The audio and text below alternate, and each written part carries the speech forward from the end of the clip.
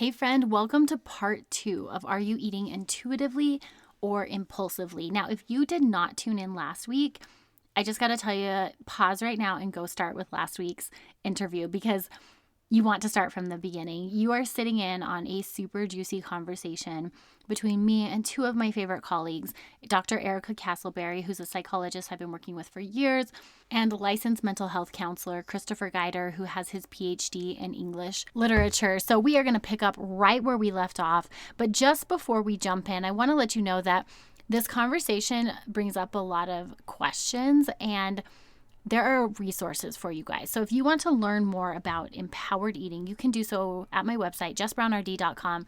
You can learn all about my empowered eating method, which is essentially taking what I find are the best parts of intuitive eating and then layering them on top of your values and the kind of person you want to be. So you can set intentional health goals and take those next steps. Dr. Castleberry and Chris also have resources available to you. You guys can find their Mental Health Break YouTube channel in the links below in the show notes. All right, let's dive right in. Hey, I am Jess, and I'm obsessed with all things nutrition, science, and helping you navigate this information while maintaining a deep sense of peace and empowerment in your body. I'm a registered dietitian who started out with an eating disorder and then fell in love with learning about how God intricately designed our bodies to be resilient and so much more than superficially beautiful. I am now a mama who loves to be healthy, not because of how it makes me look, but because of how it has transformed the energy I can give to my family, my friends, and you. On this show, we hit on real talk around the latest nutrition science and body image resiliency, all while balancing it between grit and grace. Think of this as your weekly audio coffee to encourage your empowered eating journey. This is the Fuel Her Awesome podcast.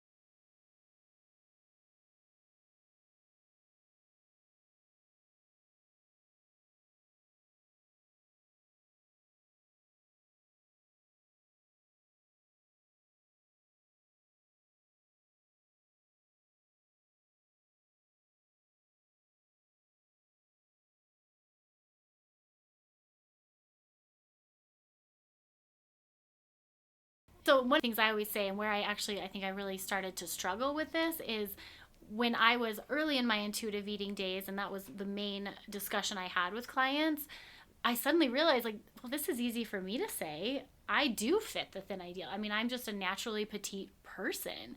And, that's something that intuitive eating would label as thin privilege, which I do think that is something that is in existence. Like, I have that body type. But for me to say, you have to accept your body, and while you live in the same world I live in, I don't think that's fair for me to say. I do think that's a difficult part of it, because I have clients say to me, they'll say, maybe you've never been in a really obese body, but when I was, X number of pounds, I was treated differently. I was judged. I really faced a lot of discrimination. And so I do think that raises this idea of privilege.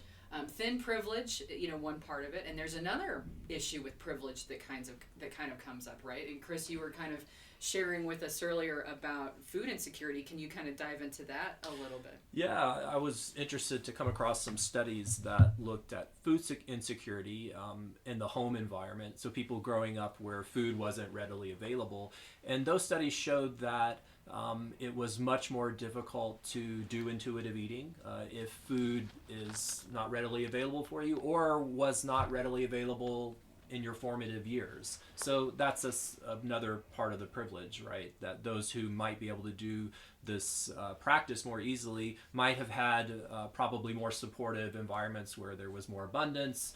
There was the luxury of kind of deciding what they wanted to eat instead of just whatever might have been available. And that actually kind of makes me think about this idea of intergenerational trauma. So through most of human history, food scarcity has actually been a big problem, and it's only been within recent decades that we've really, to the great extent, solved hunger as an issue for the vast majority of people, at least in the Western world, right? Well, I do think we probably have, because of intergenerational trauma and this history of famine and food insecurity, I think a lot of people have almost this like instinctual drive to eat when food is present. Absolutely. Because you may never know when you could eat again. And I think we can kind of even see this show up sometimes for animals. You know, I think dogs, especially if they've been feral, you know, if you watch them eat, they are going to devour whatever they can get whenever they can get it, because there are survival instincts kind of at play too. And, what do we do with that piece of it? Right? I'm so glad to hear you guys say that, because so many people, I think, feel like they're doing it wrong or they can't eat intuitively, when really it's what you guys are saying. It's actually scientifically it's been proven that you're much less likely to be able to eat intuitively if you have some of this history of food insecurity. And like you said, I mean, the Great Depression was not that long ago. It wasn't that long ago. And how many people learned in that time, children that were raised by people that lived through the Great Depression, clean your plate. Finish right? your plate. Yep. The finish your plate mentality.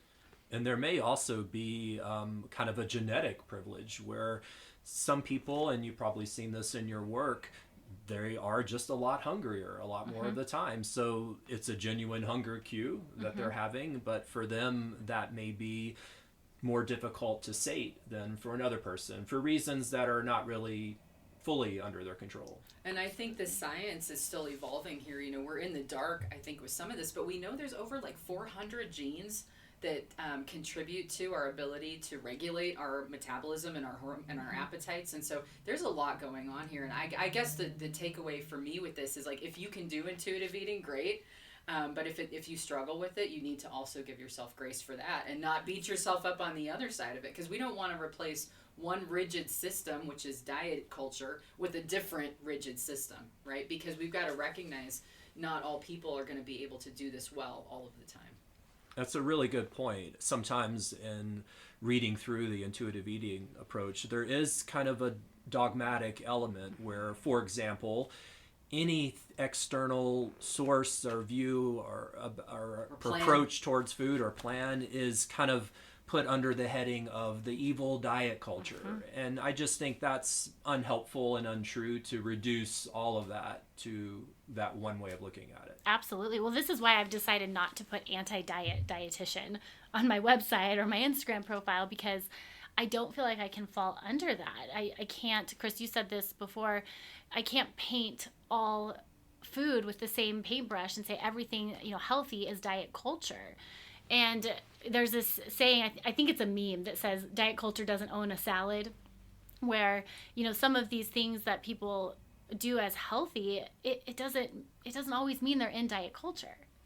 So I'm curious, how do you guys reconcile this idea of intuitive eating and eating with the flow and the hunger and satiety cues? And what if you do have a health goal? Like, what if you're like me, if you relate, when I had my kid and I said, okay, I need to start eating more intentionally. I would like to feel better. How did you guys reconcile that? Because it took me a while to come to an okay space about that. And I think a lot of it was because of what you're saying, Chris, the dogmatic approach that is in this narrative around intuitive eating. Right. I feel that the approach can be very dogmatic when it can induce a little bit of guilt if we want to look external to those internal cues to get guidance on ways we can eat to promote a certain goal. And I think like one way I approach that is intuition is great. I like that intuitive eating is putting us in touch with that as a force to guide eating, but we also have minds, right? And that's a good thing to bring on board too. And granted, it's perhaps harder and more complex to, okay, I've now got intuition, those internal cues, here's kind of the knowledge that I have or what some of the experts are saying, how do I bring those two together in a kind of healthy way to guide a decision? But I do think a lot of people want to take that dual approach on.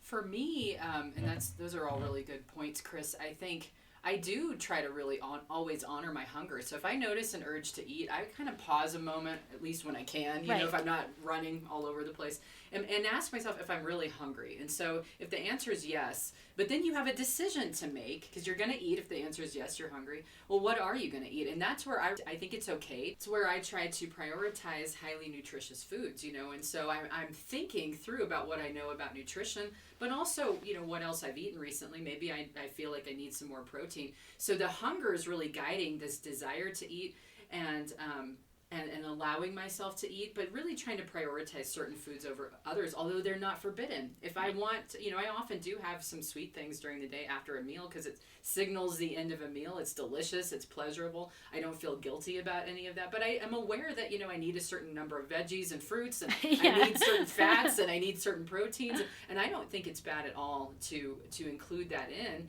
Because as Chris so eloquently pointed out, we're not just intuitive physical beings, we also have cognition, we have minds. And so I think the best approach somewhere weds the two of those together and honors the body, but also honors what we know we need cognitively.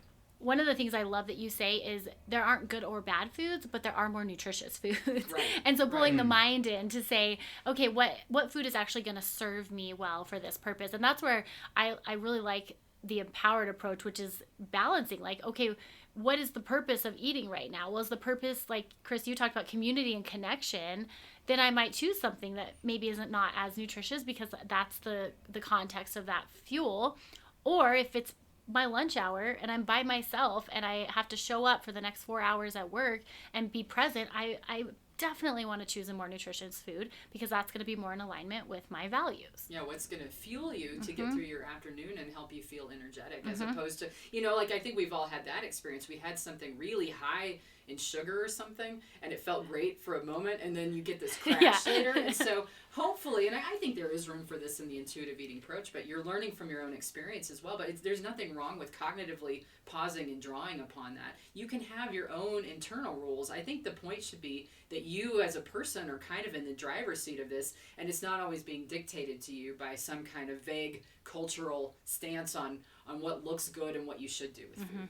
I think that's a really good way of putting it. And, you know, with intuitive eating, it does often reduce it to either indulge what you're wanting to eat or you're doing restriction, which is a bad thing, right? But if we think about what Erica said, no, that's actually not what we're just now talking about. We're saying honor the impulse. I'm hungry. I'm going to eat if I'm really hungry, but I'm going to channel that hunger based on my values, based on my needs, based on my preferences, based on my nutritional knowledge. And so that step is often kind of edited out of intuitive eating, and partly because that's a difficult move for people to make before they've kind of liberated themselves from all this shame and guilt that we're talking about, which is why the gentle nutrition section of intuitive eating is last and kind of optional. But really that might be where some people start, right? Right. Makes a lot of sense. It reminds me of some things we've talked about in our discussions leading up to this recording, and that's the actual definition of restriction. And I think you bring a really great point, Chris, that it's either you're eating intuitively or you're restricting. And I've heard people say things like, well, I don't want to not have the cookie because then I'm restricting. And so, Erica, will you share your definition of restricting? Yeah, I think of restricting, I mean, the best definition is you're not eating enough calories or variety of foods to meet your health needs, right? To meet your required needs. It could also, the other definition you could use is that you're intentionally creating a calorie deficit, right? Which is really part of the big definition of diet culture, always needing to be creating a calorie deficit. But I think restriction's really different from this idea of self-restraint, right? I can be practice intuitive eating and say, you know what? I don't really think that I need to eat more right now. I think that might be for emotional reasons, or I don't think I'm going to feel good later if I keep going. Maybe you're not even fully in touch with satiety. Maybe you just kind of have this other experience or wisdom that you just want to have some restraint. Yeah, it makes me think, so I think there's a very clear difference between the act of discipline and the act of obsession. And when we're like operating in diet culture world, there's obsession about the rules. I have to do it a right and wrong way, or I have to do it right way, not a wrong way. Whereas if we're operating in discipline, that might involve some self-restraint in some ways. That's exactly. True. And that's where the kind of the unconditional permission to eat actually really breaks down, even based on the own rules of intuitive eating, because actually it is conditional. If you might still want to eat, but wait, I'm full, so I've got to go through the friction of resisting that impulse, or, oh, it's an emotional need that really I don't want to use food to satisfy. Well, then I've got to come up with some other strategy. Yeah. So it doesn't free us from the self-restraint part, unfortunately. Right, because I think, and sometimes people in the lay community might confuse us, but intuitive eating is not promoting binge eating, right? It's not promoting hedonism to just give yourself any and all permission to kind of go nuts. It sounds like that with the unconditional permission to eat, right? But you really are supposed to be listening to the physical cues. And when people eat that way, mostly for physical needs, for their hunger, they do pretty well with it. Yeah. What I think has been really helpful is to help people break down and identify what season they're in. And I call it like the seasons of empowered eating. So like, I think initially we have to heal.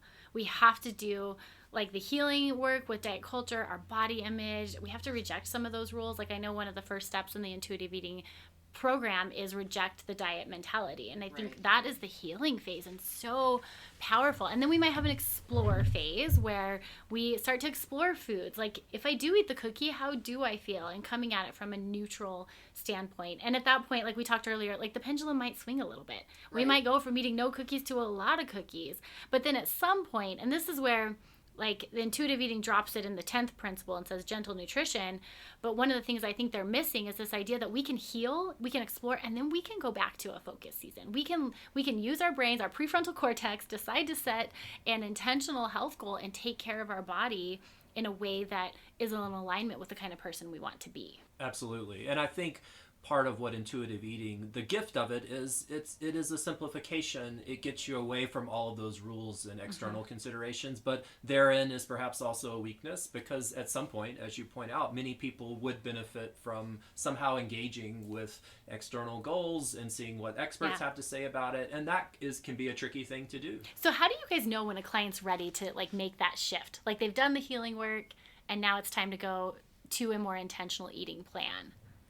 For me, it's when it really is driven a lot by the client kind of recognizing that they're ready. But certainly, if they've been stable with their relationship with food and there's not a lot of crazy ups and downs happening, and maybe they're just noticing they're not feeling so good physically, we might say, okay, well, let's look at that piece again. And what could we, are you really following good nutritional principles? Maybe there's a tweak that could happen that could help you feel better. Yeah. I think another thing to look out for is if we're looking at a lot of external rules, it's easy to become very obsessive about that, where if you're looking for that perfect way to eat that's, validated by everyone, well, you're probably not going to find it. And that can promote a certain obsessiveness that really is anxiety producing. So we have to kind of work on that or get away from that before I think we can healthily engage with those ideas. I think another downfall of this approach is it's also still kind of like a one-size-fits-all approach, right? That assumes everybody can and should be doing this all of the time.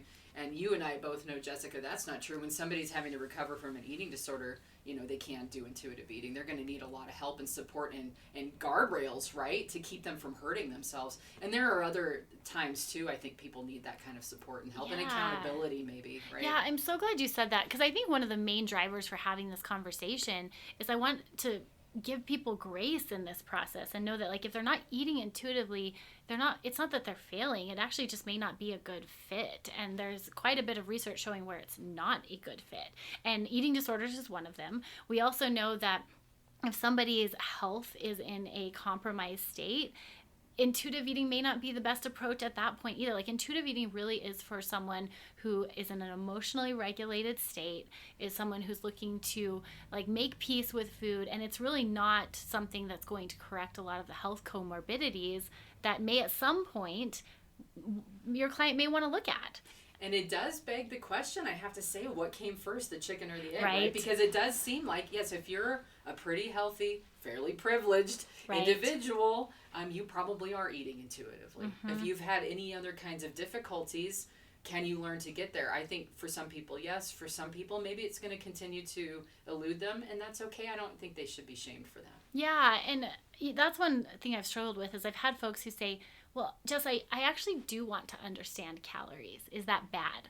Jess, I do want to eat salads for lunch. Is that bad? It's like they're afraid to start adding some of these educational tools in from like a nutrition science perspective, which, as a dietitian saddens me because that's a fun part to be able to look at that from a neutral, maybe more like scientific perspective, inquisitive posture. It can be really healing. That's a great point, and we wouldn't want to just look to intuitive eating as the only external source, because that too is a program, right? And even if it's encouraging us to look within, it's people telling us to do that. And there's merit, as we've discussed, but also there's complete understanding for people who want to combine that with some other approach or even go a different direction entirely. And so I think one of the takeaways also, as I hear both of you speak about this, is that like nutrition information doesn't have to be this big authority in your life. It's just information. It's a tool, right? You can use it to help you make some decisions, but it shouldn't be like these obsessive rules that you're bad if you don't always live up to perfectly. So good. Whether the perfect is defined as eating a certain way or intuitively, right? Either way, right? Well, and that brings me to this next idea, and that's the idea of weight loss and where does it fit in this conversation. And I do think it was you, Erica, that shared with me that if you become a certified intuitive eating counselor, you have to commit to not supporting weight loss. That's right. I think their platform actually says that it's unethical to ever encourage someone to lose weight. And I think in a lot of cases I would agree with that. But I mean, we can think of exceptions where someone's health and their very life is probably at stake and they need to make a change.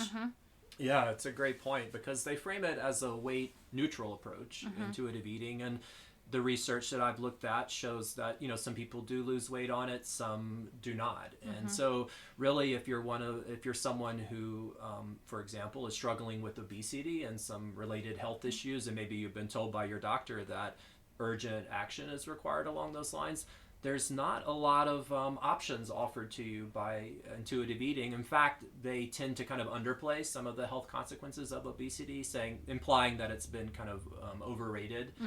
But again, we know just based on the main bodies of health in our country that obesity is a main driver of chronic illness and that interventions often are required. Yeah, and actually in the eating disorder, I don't want to say all eating disorder realm, in a lot of individuals who are operating under the intuitive eating model, they will not even use the word obesity. I've heard some podcasts where they beep it out like a bad word, and they won't even bill under that diagnosis to insurance companies. And so I remember when I was beginning my career feeling very conflicted because my original dietetic training was very much like embedded in obesity as the number one problem we're trying to fix. And then when I was getting my training as an eating disorder dietitian, it was the exact opposite. I wasn't even allowed to use the word. And so it was very conflicting. Confusing. Yeah. And I think one of the perhaps conflations they're making there is, on the one hand, they promote body positivity, body acceptance, and they point out how people have been shamed and guilted based on their size, their appearance, and of course, we want to support that. That's important that we hold that line, but that is separate from the fact that objectively, people who may have a certain weight, there may be certain health risk associated with that weight. That is an objective truth that sometimes gets swept under the carpet a little. Yeah. I think that, the medical literature is quite clear that there's a litany of health problems associated with obesity, unfortunately. And you know what? As I look through all of the literature, we don't know much about what to do about it. Bariatric surgery may offer some of these folks, a life-saving procedure, throw them a lifeline. But, as we looked at that literature on how diets fail, we really kind of have a conundrum here because the research on the intuitive eating does show that people that do it well, maybe they've done it their whole lives, they probably don't have a real high weight. But what about, for some reason, for lots of folks, this gets away from them. And then what are they supposed to do if they're already at that point where they are facing obesity?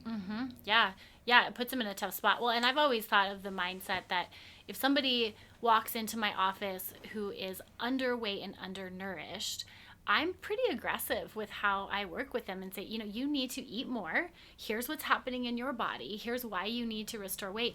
And what's tricky is I notice I don't do that if someone is in a larger body because I don't want to perpetuate weight stigma and weight shame. And so on the one hand, my approach where I've landed is I'm going to let this be client led. If they come to me and they want it, I'm here for it. If they don't, I'm also here for that. You know, I have folks in larger bodies that are metabolically healthy and have decided that that's how they're going to live, and I am all here for that. Yeah, I've tried to kind of really just focus on behaviors, right? Let's get binge eating under control. Totally. Let's get you moving. Let's kind of look at nutrition and kind of see what's happening and where can you make some positive changes. But yeah, never shaming them or me coming from me that I think they need to lose weight. But I think, you know, I do recognize that some of my clients come in with that, and we don't have a whole lot right now we can offer them. So that's tricky. It's true. In intuitive eating, they partly justify their approach by observing how ineffective kind of traditional calorie restriction over the long term is for many people, and that's what Erica was talking about. So it is difficult to know, okay, well, if I need additional assistance, what would that look like? And I think as mental health practitioners, that's one role we can play, is addressing the emotional point. We talked about that a little, how emotion does drive a lot of eating, and if you have a mental health disorder, you're probably using food to regulate. And so if you could address the mental health disorder, that could affect your eating. Unfortunately, though, some people will have already developed, you know, habits. And then we also know that adipose tissue is not inert. It is metabolically active and messes with all of those hormones that you were kind of saying. And so, yeah, we kind of have a conundrum here. But right, Chris is right. I think one of the things people can do is they can, you know, treat, like if they have PTSD or depression, and that's been a big part of why they're overeating. Certainly, there's a lot they can do there. Well, I think at the end of the day, it's what you guys are both saying is like, let the client come in and tell us what they want, right? And how they want to live in our body. And that's one critique I do have of intuitive eating, is I don't think they give that to the client. I think they actually are the voice and say, like, no, you need to be comfortable, which actually brings me to my next question. I'm so curious how you guys handle this. So what about the folks that are in bodies that are larger than they would like to be themselves, but we don't have the health comorbidity? So there's not really a medical reason for weight loss, but they've decided they would like to lose weight because it would make them feel better. And I'm just kind of curious how you guys navigate that with, when that presents in your office. That's a great question. What I do is I give them all of the education or the knowledge that I have, right? I talk about how diets do tend to fail.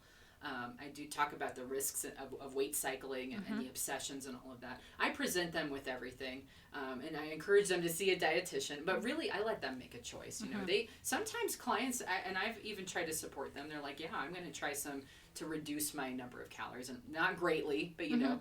And we see what happens, and a lot of times they find it doesn't really pan out that well. But we're still making steps towards listening to hunger and all of that, and incorporating nutritional information. But along the way, also, of course, healing the emotional stuff and teaching them emotional regulation skills. So I really let them make all of those decisions. I'm not the police of their lives and their bodies. I do try to encourage them to accept themselves wherever they're starting.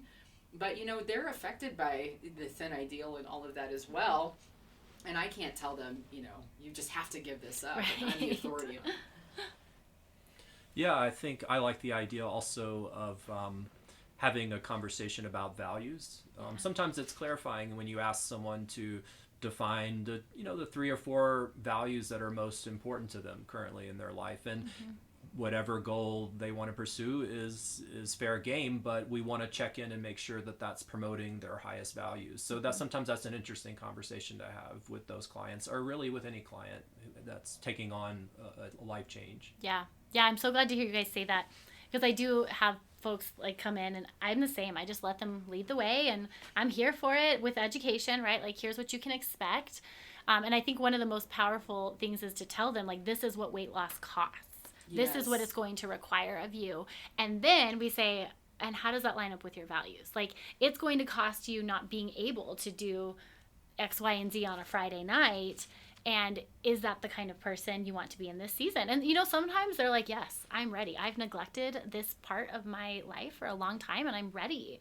And other times they're like, you know, no, I got a new baby, or I'm in a new marriage, and the connection, the food connection piece, and that's where the value is. I'm glad to hear you both say that.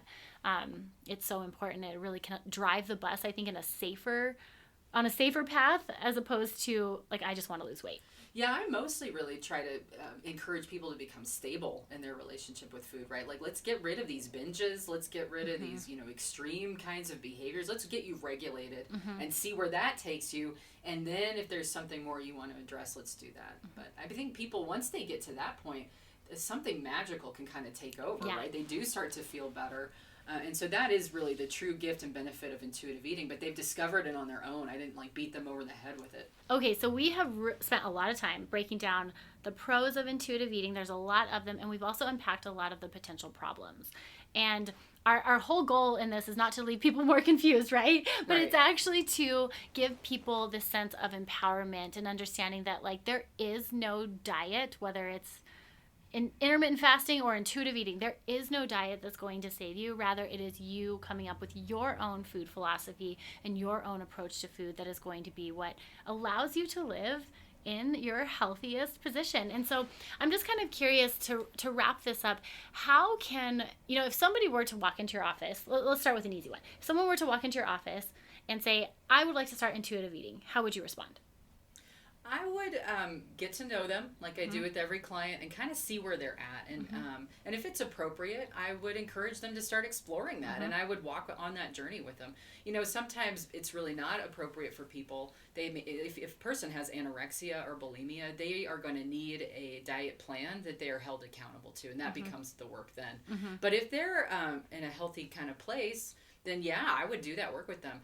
If there's some other emotional issue, depression or PTSD that's getting in the way, I would say this might be a barrier to you being able to do really good intuitive eating right now. But it's all, I think the journey is, if people really can heal themselves, they're doing something that really at least closely approximates intuitive eating. So I want to walk that with them. Absolutely. Yeah, I think we've picked a lot of the problems with it, but at the core we all agree it's a wonderful practice, and it's something that can be very, very powerful given the right circumstances, and like, I love the conjunction, and if and when a more tailored nutrition plan is desired, like, that's totally appropriate. That's too. Okay. No, absolutely. And I think, in addition to what Erica said, if clients are interested in intuitive eating and they're generally in a healthy place, but they're still really struggling with a lot of guilt and shame around food, maybe caught in that vicious diet cycle we talked about, those would probably be good candidates to potentially try that, with the support of a dietitian and mental health support as well. But I think also what you were alluding to, presenting alternatives to those who do want to bring on more of the nutrition aspect and combine it with something that includes not just honoring an urge to eat, but also asking what serves my values, my goals, my needs, my nutritional knowledge. That would be kind of the stuff that some could be interested in, that exploring. And I think that can kind of tease work that the three of us will want to be doing as upcoming work, which is there is probably something beyond intuitive eating. Yeah, it just gets me so excited, because once I was able to heal my relationship with food and come to a more neutral stance, and then actually be able to take in the nutrition science from that space of neutrality and curiosity, it was so cool. I got to play with things like, eating protein stratified throughout the day and see how that made me feel physically, even though, we're all aging, right? But like, that has a huge impact on how I age, and learning to have specific supplements that boost my immune system and my energy. We have a lot of really cool, I get excited, like nutrition science that can help us, but I do think we have to do the healing first. And when it's done, it's okay to go back to some of this. And you bring up a great point, and this makes me think of attachment theory from our field. When a person feels secure and safe, they start to explore. And isn't that going to be true with food as well? So good. And nothing has to be off limits then. But first you've got to learn how to get safe and heal whatever you need to heal and accept yourself, and then you're probably ready to be on a whole different journey. So good. It's a really good point. And we have mentioned some of the critiques of intuitive eating, but really, on a positive note, some people in their journey, like, that is exactly the right approach for them. And people who are first needing to heal and really liberate themselves from just the constant self-recrimination, not accepting their bodies as they are, and really never looking inward to guide their eating. So those are very important aspects that I think that supports. Oh, that's so good. Okay, I'd like to wrap up with maybe more of a personal take on this. I'm curious, do you guys eat intuitively? I think that I eat about as intuitively as anyone can, meaning that, yes, I really try to respect my hunger and stop when I'm full. That's not perfect, right? But I do also incorporate, I know a lot about nutrition, having worked in the eating disorder world. Of course, worked with you, Jessica. We've shared a number of clients over the years. I've learned a lot about nutrition. And I think I'd be remiss if I completely ignored it.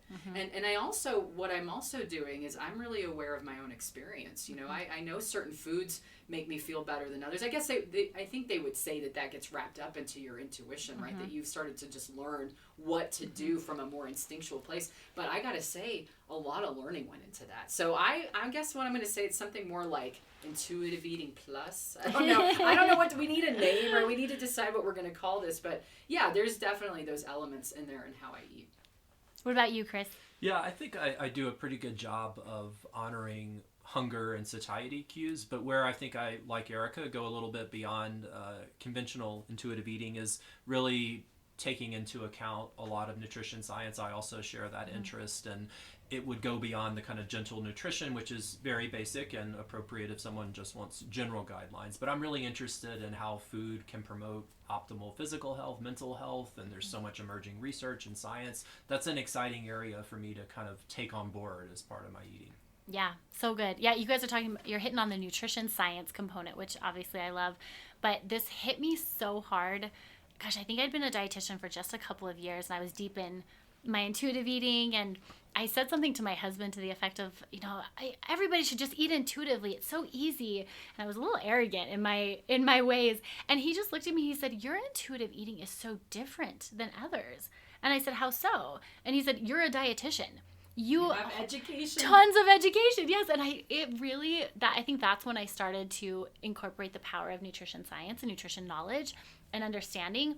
And when we look at that through curiosity, not rules or rigidity, it can be incredibly powerful. So I'm with you guys. I think I eat pretty intuitively, but also with like the asterisk that intuition comes with a degree and a master's degree in nutrition. So I don't feel like that's fair really for me to say, right?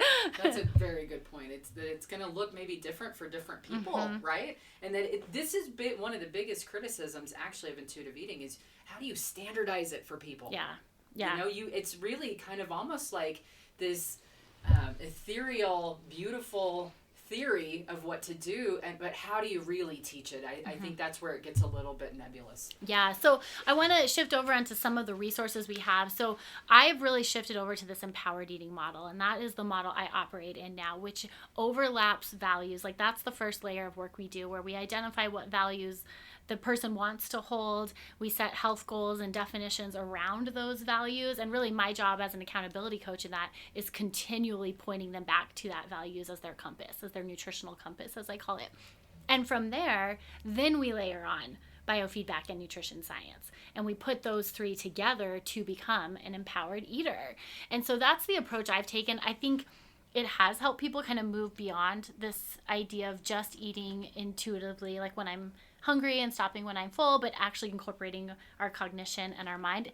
So that's the role I've taken. I know you guys are working on some cool stuff too. Do you mind sharing some of those resources? Chris and I have created a YouTube channel. It's called Mental Health Break. And so far, really what we've been talking about, even though the idea is to talk about all kinds of psychological issues, so far we've mostly been talking about body image and intuitive eating and issues with food and issues with weight loss and all of these things. And so we'd love to have people come visit our YouTube channel and give us some feedback. We'd love to know more what they think. And also to stay tuned, because we're going to be talking a lot more about integrating, of course, these different pieces of, knowledge and intuition and all of these great things we've been talking about this last hour or so. Right. Yeah, this won't be the end of the discussion. I can guarantee that there will be more resources coming. We will link all of that which we've talked about today in the show notes. You can find the Mental Health Break down in the show notes. You can also find more about the Empowered Eating Method. Thank you guys so much for tuning into this conversation. I would love to know what you guys have to say. This is a topic that is highly discussed, but it's also really personal. So if you have a story or you have something you would like to share, please shoot me a message. You guys can find me over at Instagram at JessBrownRD. Thank you for tuning in today. I hope you have a beautiful day. Cheers and happy eating. Gosh, I'm so glad you joined me today. If today encouraged you, would you take a minute and encourage me by leaving a review for the show? I read every single one of these reviews, and your words, they mean so much to me. This podcast is here to support you weekly, but it only scratches the surface. To learn more on how you can become an empowered eater, snag my free workshop, How to Eat Intuitively and Hit Your Goals Without Obsessing Over Food, at jessbrownrd.com. Don't forget to join me right here next Monday, where I cannot wait to fuel your awesome. Cheers, my sweet friend, and happy eating.